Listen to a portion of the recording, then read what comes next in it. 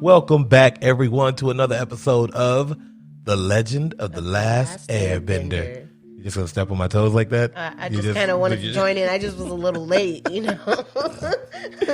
Yeah. You waited till we got to like the second bar to do it.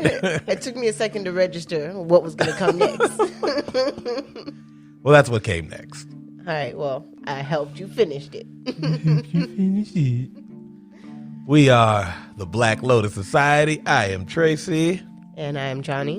And we are here to bring you another episode of Avatar, The Legend of the Last Airbender. We are, in my opinion, finally moving along with the purpose of this show.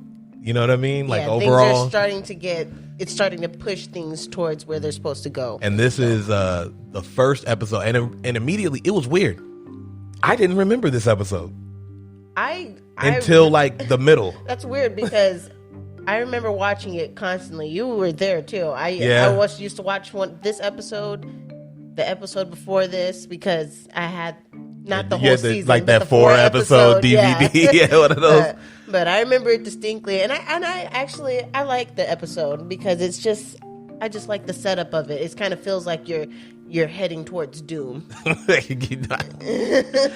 what I was gonna say is one part where he goes into the spirit world or whatever, and he talks to this dragon. I laughed so hard because I remember that scene from the movie, and I was just like, that might have been one of the worst scenes. Really? From the movie? Yeah, because it was just remember. like, they were just like, here's a dragon. And he was just like, yo, dragon, what's up? And he was like, okay, I hear you. Dragon didn't say shit, bro. Like, this whole thing was weird. Like, it's... Oh, because they were, like, talking in their mind or something like that? It was weird, like... telekinesis, kind of, because it's like, I was trying to be like, because when I saw the movie, I was like, where the fuck are they pulling this from? I was like, when did this happen? And this is the episode. But I was like, but you missed everything else. Literally everything else. It was just kind of dumb to me.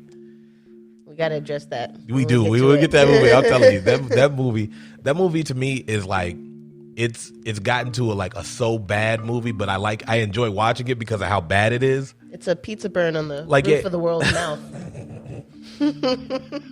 Community reference. Holy shit.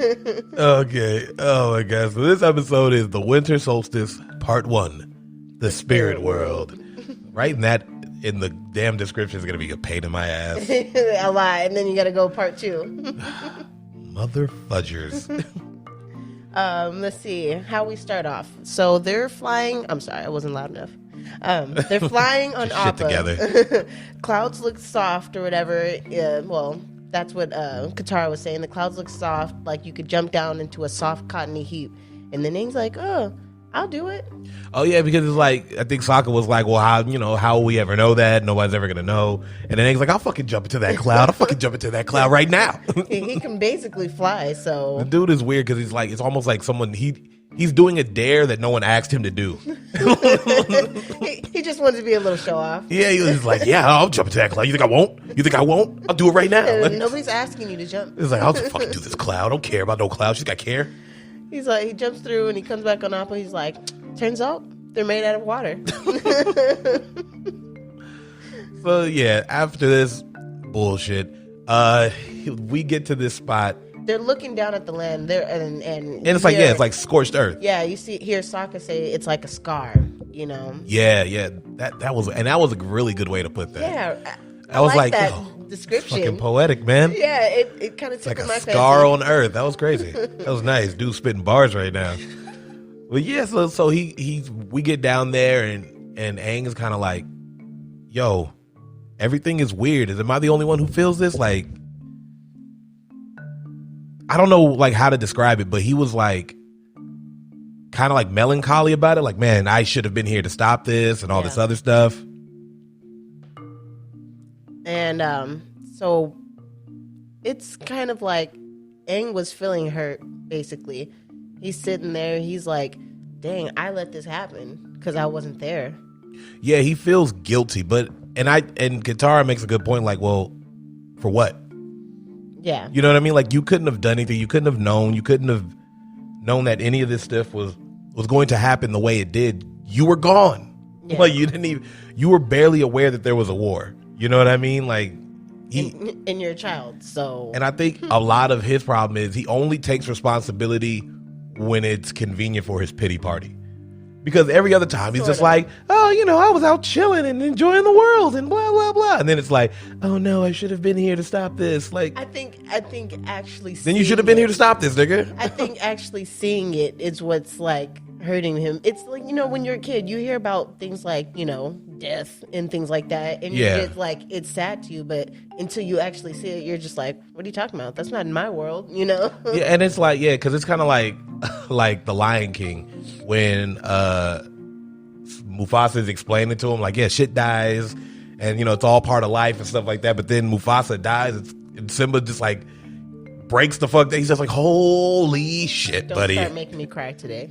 Not today. But it's just, that's what I'm saying. Like, yeah, because you're right. It's kind of like he had never really experienced any of this, but the moment he does, he's like, man, maybe I have been fucking around too much. Not realizing he could have died himself. Because that's what I'm saying. Like, yeah, you wouldn't have even been here. Yeah, and that's what it is. He didn't quite experience it. He had a whole different experience on life.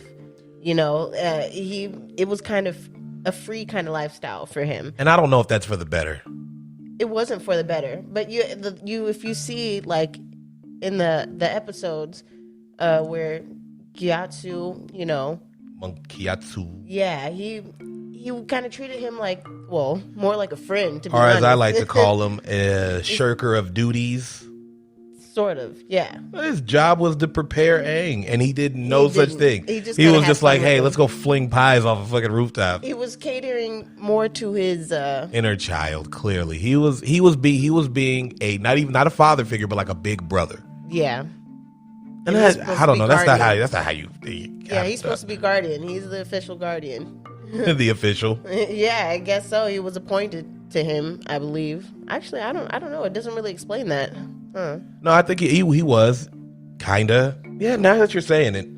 Yeah, but I don't think they really explain how he ended up becoming his guardian. Why? I think he was just close to him. I don't think it ever mattered really, because it's not like they never actually like said, hey, that's his guardian, but they went to him because they know that that's the one that Aang trusts the most. And I'm sure it probably wasn't just Aang. He was probably cool with a lot of the other kids too. Mm-hmm. He was a pedo. He was a little too close. Yeah, I was gonna say, you think he was a little too close to the kids. That's terrible. Yeah, it is terrible.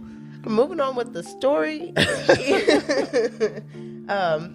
Pretty much, Aang was telling pretty much Katara that it's his duty to protect the land, and he doesn't know how to do his job at all. But I think we already realized that, but we didn't realize to the extent how much he knew about what the job of an avatar entails. But I also feel like not only does he not know how to do his job, he also doesn't seem to be interested in learning it either. He's not. Even still, like right here, like as we move forward, it's kind of like he has a little disinterest in what he needs to do. And I think that's why I kind of like always felt disconnected to this episode, because he comes into this episode like boring, like you said, like disinterested, and that's a good way of putting it, because he's just kind of walking around like, all right, Avatar shit. Yeah, like he's sad about it, but he doesn't really want to do anything about it. Yeah, so it's kind of weird. Yeah, we get to Iroh in these hot springs. Throwaway, we can skip that. He's in the hot springs having a good time, and basically Zuko's like, hurry up, you got 30 minutes or I'm leaving you, bruh. And he's like, all right, cool, 30 more minutes of chill time. So Katara's trying to cheer up Aang. She's like, I know how to cheer you up or whatever, and she throws something at his head, and he's like, how's that supposed to cheer me up? And it turns out it's a walnut or whatever. Right, like an acorn or something like that. Did I say walnut? You did. Acorn. You did indeed say walnut. An acorn, and Sokka's all laughing at him. He's like, that cheered me up. Yeah, because she throws one at his head. She's like, no, what I'm saying is, this shit's going to grow back. And it's like, all right, yeah, I hear what you're saying. And that's true. But it shouldn't have been done in the first place. Like, I think that's a weird, like, I get her intentions are noble, but it's a weird way to try and cheer somebody. It's like if your car, like, broke down and they were like, hey, just think of it like this. There's other cars. Well, like, you know what I mean? It's like, no, I can't get another car right now. I think it was more of a sign of hope. Like, you know what? This is not destroyed forever. It's going to grow back. And that was her point. Like, after the darkness comes light kind of thing. Kind of like But then after the light comes darkness. Shut up. But it's a fact. Well, it's kind of foreshadowing like how it goes through the series. It gets darker and darker, and then finally It does get pretty dark. it does get dark. It gets dark, and it gets light, and then it gets dark. Then it gets dark. It gets again. dark again. It gets real dark. It gets real dark. And then it's pretty much even the Then it ending gets is pretty. light. No, even the ending is pretty dark. Like when it's all said, it's a pretty dark way to go. Like this whole, Yeah. it's pretty dark. Yeah. I enjoy it. I really would. I enjoy it. There was, again, not enough casualties. Not enough casualties of at least important characters. I feel like they should have. I think they should have insinuated that there was more casualties. there's that, right? I feel like we're talking about a war, and whenever we see them warring, we don't see casualties, and I feel like you see people get kind of injured and stuff like that, but you don't see them really get life-threatening blows. But that's what I'm saying. That's why I feel like the difference between this show and Legend of Korra is the stakes. Does get real. The stakes are so It gets much higher. Really real in Korra. People die, legitimately die, and it's just are they really close? Dude, it never just feels just that first season. God, it's like It's okay. We'll get fucking to that. Godfather We'll get to that. ending and shit like that. Like what the hell is going on here? Yeah, I was crying. I was like, that was. This shit got this shit, yeah. That was deep. But as it's hell. I feel and that's the difference. You're right, because there's not a lot of stakes here, but it does get dark. It's just not, I think we know how far the stakes are. But you're right, because I do think they're they want you to kind of assume because it's insinuated oh yeah, they destroyed my village. You to use your imagination. You know what I mean? People will say things. Oh, the Fire Nation came through here. We've seen bones of the air nomads and stuff like that. Even though I think. those bones should have been decayed a long time ago. Kids see bones all the time. It's not a shocking thing for a kid to see that. So I guess also nobody came and took those clothes. Weird. Right? Got some good gear. Yeah, so they end up in this village because it's close by or whatever. And the village is oh, yo, we need help and stuff like that because this is happening. And this is he's people are being kidnapped. There's a spirit who comes and just snatches up, people, essentially. They call him Hey Bye. I didn't even get that. Yeah, Hey Bye. Wasn't paying attention. Yeah, so Hey Bye. The spirit Hey Bye, yeah. I like that. The spirit of Hey Bye. He's like a black and white creature. So yeah, they're explaining it, and he's. This is one of my favorite parts of this episode, though, because they're oh, you're the Avatar, you can help, and he was all right, I don't really know what I'm doing here, though. But what do you want me to do? So he just walks out of the door, and he's just hey, spirits, it's your boy, Aang. He does. Yo, could you chill? He's like, I'm the Avatar. I command you to leave. Yeah, he's all right, I guess I did it. And he just starts walking off. It's just how casually he walks out. They just yo. He's I guess I did my job then. It's cool. I think I did it. Nailed it. I'm pretty good at this Avatar stuff. And he kind of seemed all right, that wasn't that bad. Yeah, it's just weird, man. And then then we go back to Iroh, who fell asleep and clearly missed his call time, and he gets attacked by Earthbenders. Oh yeah. And I don't know what they're. I guess they're capturing him because of who he is. Well, yeah. Well, I think for them, they figure that'd be a good prize and get them in good with their, their military status or whatever. If they captured a ex-general. Or was he a general? Yeah, General Iroh. Yeah, General Iroh. And the Dragon of the West or the East, one of those. No, the West. There it is. West. That's better. It's pretty dope. But we're dang, this is when we start figuring out, dang, he's a somebody. He's got a past, and it comes up a lot. But it's there's an episode in Legend of Korra when she's in the spirit world, when she meets Iroh, even though it's not the same voice, the guy does an admirable job. It is a different voice, yeah. Man, it was it's just Iroh, man. I know. He is the most redeemable character in history. For real. Because he's just he's done so much bad and he knows it. And he lives with that every day. He feels remorse. He sees what it's done. He immediately, to his son. I think that's what broke him even more. Yeah. Seeing his son go into war and die because of it. Now he's watching his nephew. I'm sorry, we're going so. Yeah. Look, it happens, man. Sometimes you get on a tangent. So deep. And that's what I'm saying. Now he's watching his nephew go into that same downward spiral for it because he's just obsessed with this one thing, this goddamn honor. I think that's why he's so protective of him because he doesn't want him to end up like his son. But that's moving too far forward into the future. So such good shit. It gets so deep. Moving on. Let's see. Oh, this is when we cut to the village at dawn. Aang's walking around. Oh, that's when he calls out to the spirit. He's still doing the same, and everyone's waiting in the big building or whatever that still hasn't been destroyed yet. The one building that they're not fucking with. Sokka goes in and he tries to. He's like, you know what? I don't want him to face it alone. And the old man's like, no, he's got it. He's the Avatar, not knowing who Aang is. And so Sokka's like, bro, we've been here. Like, he's probably gonna need some help. Fuck out of here. Yeah, and the Heibai spirit, he comes out, he just screams in Aang's face, and then just goes around him and starts destroying the village some more. And like, because Aang's just like, yo, you don't have to do this, man. Like, that's enough. He's still trying to like reason be diplomatic about it. Like, I'm like, bro, you're gonna have to throw some punches. He's not responding well to that, and then he was like, I command you to turn around. And the Heibai turns around. He's like, what the fuck you say to me? And he just like knocks him. He knocks him out. And that's when Sokka's like, that's it. I'm going to help him. But he ends up getting snatched up by the Heibai. Yeah. He didn't go in with a plan. He was just like in. No, yeah, he had no plan. I mean, but you don't have time to think. You just got to do. You just got to act.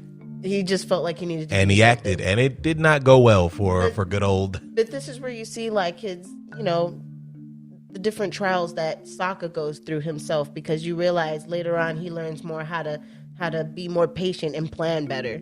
But we'll get more into that growth. But so the Heibai runs off into the forest. He's got Sokka, and Aang goes after him on his glaive, and that's the glider staff. Glaive. Just to remind everybody, we got to get shirts that say glaive. We do. I'm gonna design a good shirt so I can nice. You guys. So we cut to Zuko, and he's realizing that that Iroh was taken. Yeah, and because the dude next to him was like, you could have just left, and he was like, man, get the fuck out of here. Like, it's a landslide, and he's like, the rocks are clearly going upward. Yeah, he was like, they're going upward, and the guy was like, fuck, this is my one chance to impress the commander. I don't get to say much. Fuck. Moving forward, be on toilet duty for a month.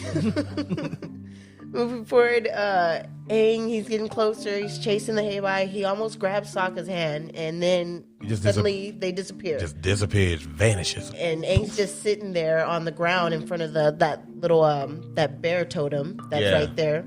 And now we cut to Iroh. He's on the butt of one of the creatures that the Earth Kingdom soldiers riding, and he's like, oh. They explained to him that they're taking him to Ba Sing Se. Yeah, so he could pay for his crimes. He's just like, oh, okay. Yeah, and they explain how, it's the place you once seized before. Or tried. Oh, yeah, tried. Yeah. And cutting back to Aang, he tries to come back to the village. Well, he does come back to the village. Well, yeah. Then he's like, yo, everybody, what's up? What's going on? And they're just like, oh, my God, where's Aang? He was like, whoa, what the fuck? I'm like, right here. And then he's like, oh. Well, that's interesting. It's like, well, that's interesting. It just dawned on him. I'm a blue ghost. Nice. He didn't notice that before. I feel like, how do you not like there's? I think it just kind of just reinforces. That's weird. Well, I think it reinforces the fact how far he is from the spirit world. Yeah, I get what you mean. Even though he should be close, he has no spiritual connection to the spirit world. Right, because he couldn't even feel the difference. Yeah, that's crazy though. But yeah, he does, and now he's like in the spirit world, and the dragon comes, and he was like, "Holy shit, are you Roku's dragon?" And he was like, and he's just like, "All right, well, follow me." He didn't really say anything, but he was just like, all right, I guess I'm following you. One of his things on, what are those things called? Claws? No, Oh, tendrils. His little Oh, tendrils. that's what they're called. Yeah, well, because he wouldn't be like a whisker. It's a tendril. I was gonna say whisker, Yeah, but I was like, I'm gonna sound. It's a dumb as hell. tendril sounds better. I'm pretty sure it's a tendril. One of those tendrils. He slaps it on his head, gives him a flash of what did he give him a flash of? Was it the comet first? Yeah. It's like a couple of things. Oh no, he gives where it's like the comet. He shows him that he's Roku's animal guide. Yeah. He was like, oh, you're his animal spirit. So who's Aang's? Is it Momo?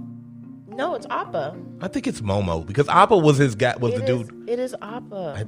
Look, this is how I look at it. Appa is his friend, but I think his animal guide has been Momo this whole time. I personally think. I was thinking about that too. Because I feel like he's always known Appa, but I think that's a different level. But I think Momo just showed up at that air temple while they were in the temple, mind you. Hey. Didn't he come from Roku's statue? Who was saying that they'll find somebody there that will help guide you? And I feel like when I was watching that episode, when they finally went to the Northern Air Temple, yeah, that was who they met there that will guide them. So, nice. I was really thinking about that. I was just all I'm saying, Momo. It is. I think Momo is his spirit, his spirit guide animal. He's special, and I feel like they halfway realized that. Like, because even later on down the line, I think all of them say something about, "Oh, thanks, Momo." And Momo saves somebody at least once in his show. Momo's a beast. He does. He saves Appa when they get. We're going too far. We're going too far. Those are some pretty good episodes. Yeah, but we'll get more into that. Yeah. So, where are we? The dragon. Mm-hmm. And he finally. So he's like, "Oh, you're spirit guide," and he's like, "Okay, well, can you take me to talk to him?" And the dragon goes down. Aang hops on his back, and they start flying to go to an island. Oh. In the meantime, as they're flying, it cuts to Iroh, and he sees them. He has enough spiritual connection to the spirit world. Yeah, that was crazy to me. Yeah, to be able to see them flying. He flew above. right past. He was like, "Holy shit, you guys see that?" They were like, "See what?" He was like, "Nothing, nothing at all."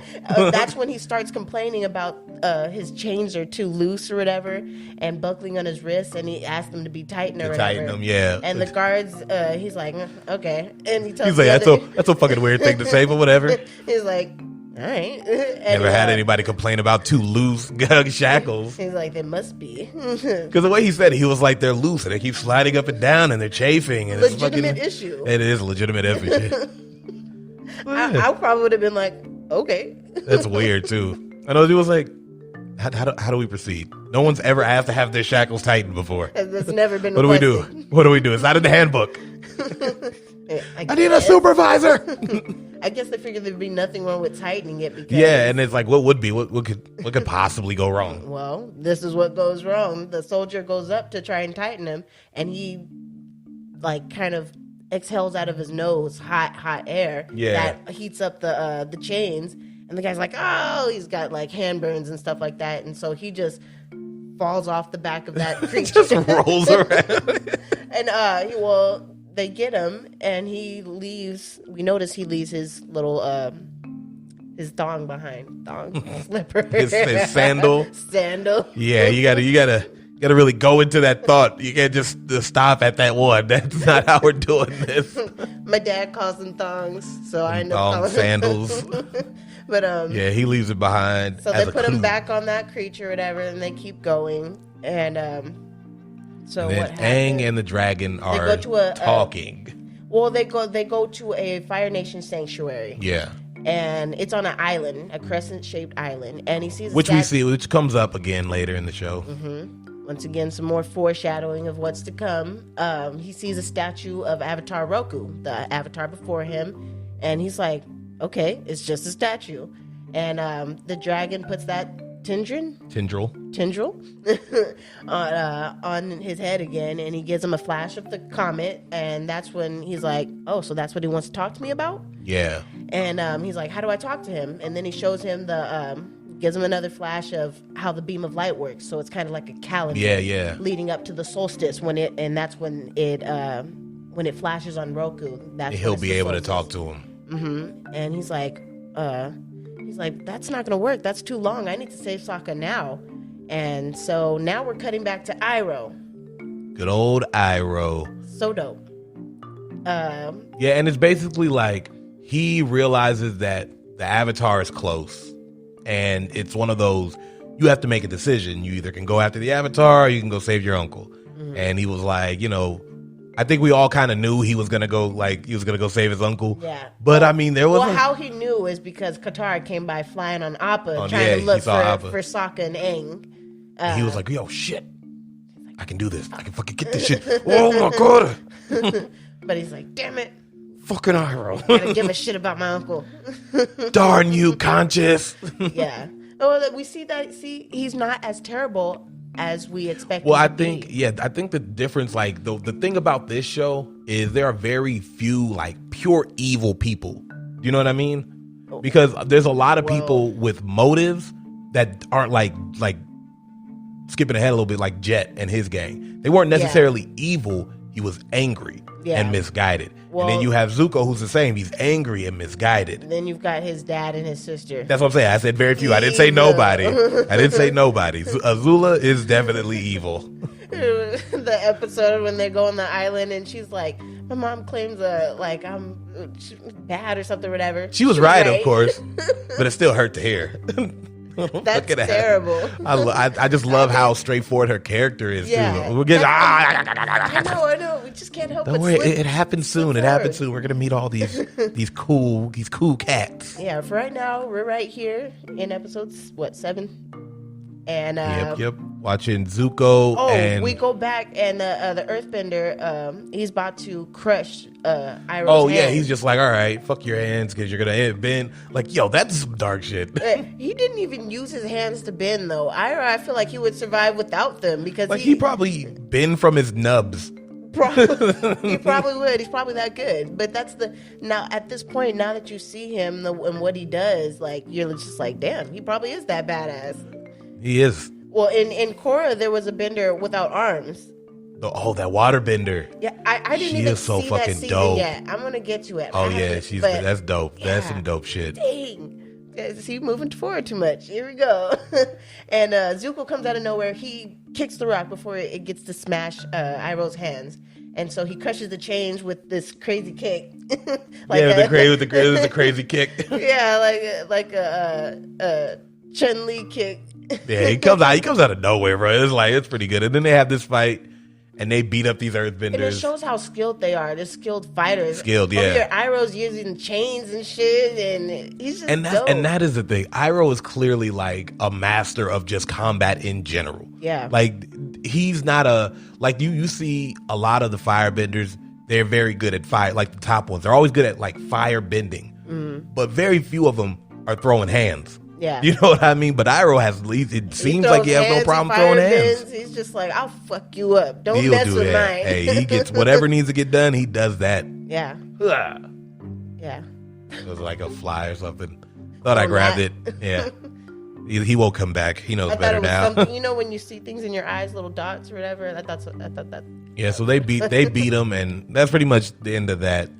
Then we get back to Aang, who is walking around again at night, and he's trying to confront the Heibai. It comes, Aang flies over, and he puts his hand on his head, like he's able to, whoo, and then see that he's actually a big panda bear. That bear told him that was the spirit of that. I don't remember the name of that. Do you remember the name of that one?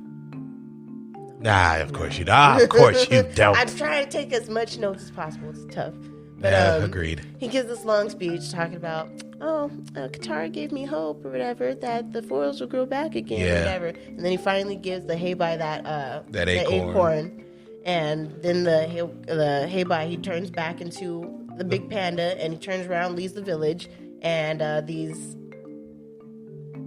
bamboo sticks he come behind him, start growing out of the thing, and everybody that he snatched up in the middle of the night just walks out.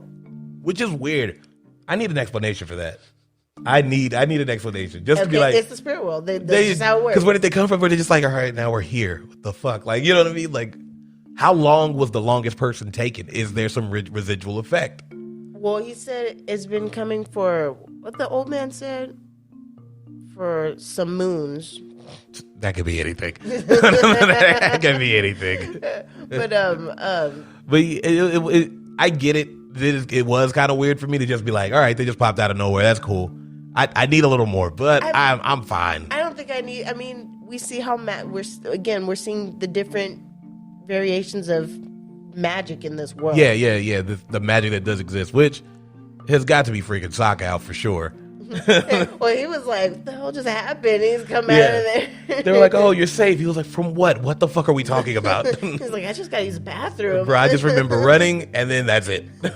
I don't remember anything after that. That's crazy. It's so crazy because building through the story, you think of it as real people, and like, you think back to certain episodes, and you're like, damn, they got some stories to tell their kids. Right. That's the craziest part about it. Like when you get to like Legend of Korra and you realize like all these stories that must have been passed down and all this. Yeah. Yes. Like crazy. Like, you know, literally legends. That is insane. It's just like, yeah, you know, my dad told me about this time he was snatched up by a spirit animal. Like, you know what I mean? Like, almost got eaten by a sea serpent. That was fun. Those are good times.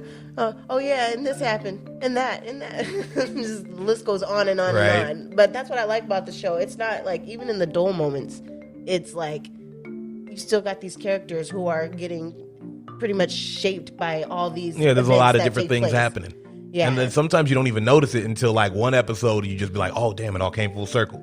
Yeah, like it's pretty. But things don't even feel like, most of the time things don't even feel forced in the show. No, not at all. Like this is how things are just moving forward. Yeah, because it is a crazy journey. You're getting chased by there's a lot of crazy guy. This psycho. Just like psycho. Just like, fucking God, get over yourself. And so all the while this kid is supposed to be like the savior of their world, which has to suck. In general, because like hands are in a 12-year-old. Yeah, who wants that kind of pressure?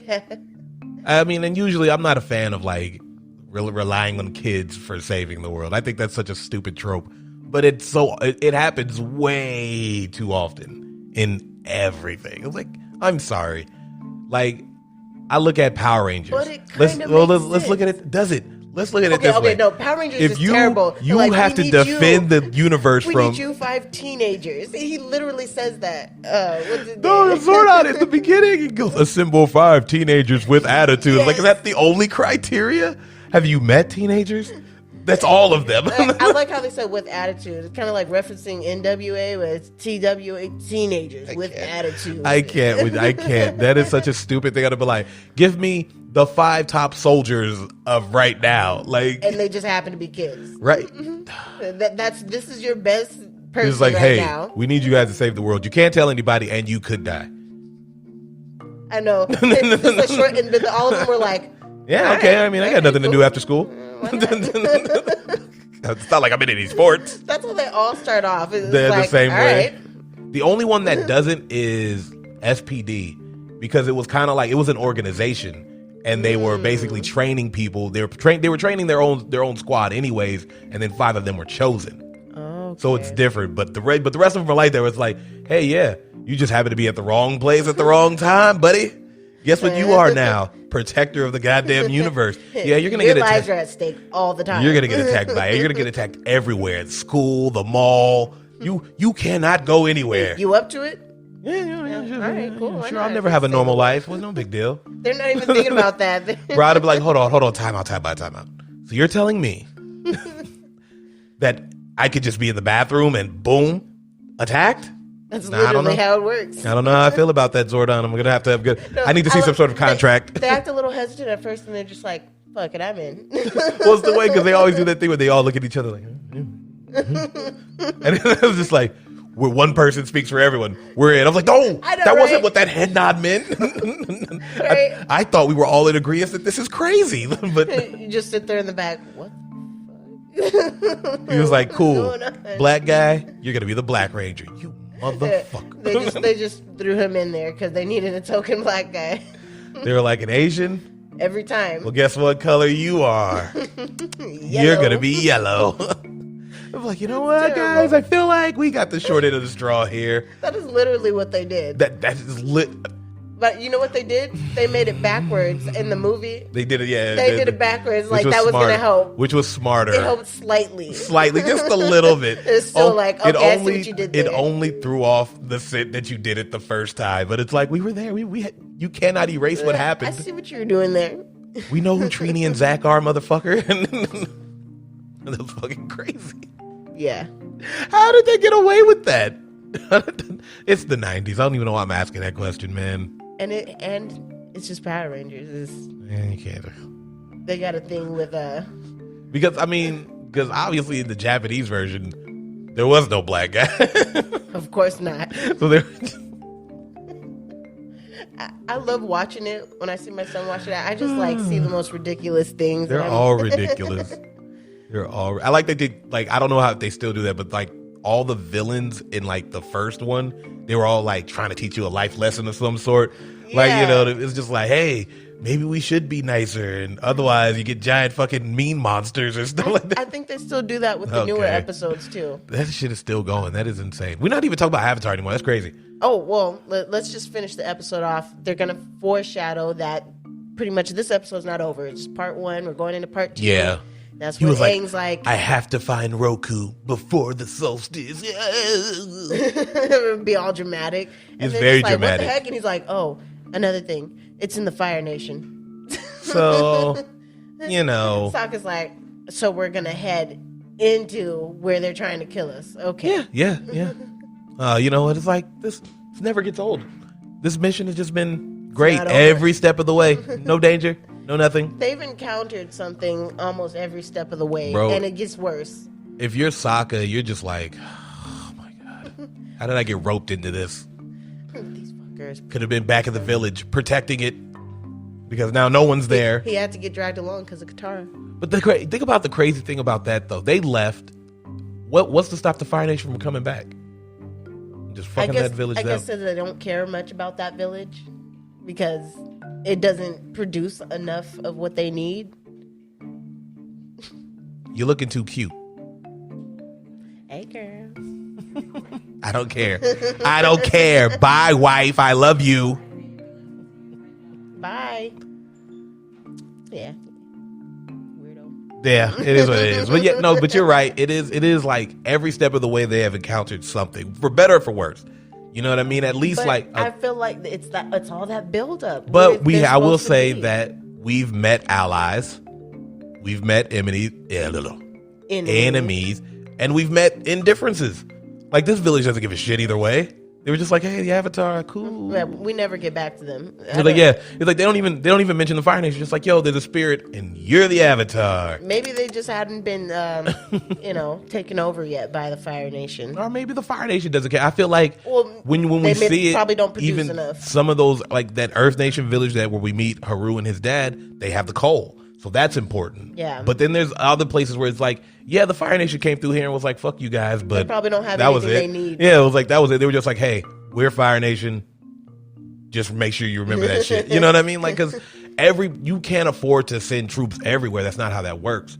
What you try and do, what the Fire Nation tried to do, is colonize as many places. Like, later we find out. Oh, they're kind of like Britain. Well, yeah, because we find out that not just the Fire Nations, there's Fire Nation colonies that are like used to be Earth colonies and stuff like that, where they're basically re-educating people, like some old Nazi shit. And it's like, yeah, that's what they're doing. I'm saying. I like the relation to reality. Yeah, that this show brings. Like, this kind of what actually happened. Move it, cat. Oh, little kitty. And then because it's like it gets to a point where somewhere I think in the 3rd season, we're jumping ahead a little bit, but we see what a Fire Nation school sounds like. You know what I mean? Yeah, and it really does sound like what I imagine. Yeah, the children. He was like, so can we all talk about how the Fire Lord is so fucking awesome? And it's like even in the in the later on when we get to the part where they see the play of themselves. That shit is hilarious. It's pro the Fire Lord. Yeah, it's just like it tries to villainize Aang and the gang, which is exactly what that would look like from the other side. So I don't really like see it anything like they're wrong just with rogue it. Yeah. In the world, going out and trying to take down. But then at the same time, you can tell that all of these are told by secondhand accounts from people who might have been there. Yeah. You know what I mean? Because they have a lot of details. Journalists They're going just around they're just and asking wrong. questions. You know what I Yeah. mean? They have details. They know like where they were, the characters' names, all these different things. Even their description of Toph in that is my favorite thing in the world. It's the best. It's I just- love that she liked it too. She's like, "That's me, huh?" They were like, "Yep, not so funny." He's like, "What are you talking about? I'm fucking awesome." And she was. She was. She was. That's exactly how I'd want to be. Because they were portrayed. just like, yeah. And they were like, I'm blind, but I use my sonar like a bat. Oh yeah. Dude, we gotta get Oh to my those god, that episodes. shit is so good. That shit is so good. Dang. That shit is so good. You better not get on that table, cat. Oh man, we gotta close it out now. Yeah, because we're fucking going cats, too far. man. We're going too far forward. We gotta get out of here. So we gotta sign out now. Black Lotus Society. Signing off. What is that? I don't know what that was. You were just trying to be fancy. I was trying to do a thing. I don't know. We need like a symbol. I Black love Lotus. you. I don't know what to do with my hands. We are out of here. Signing out.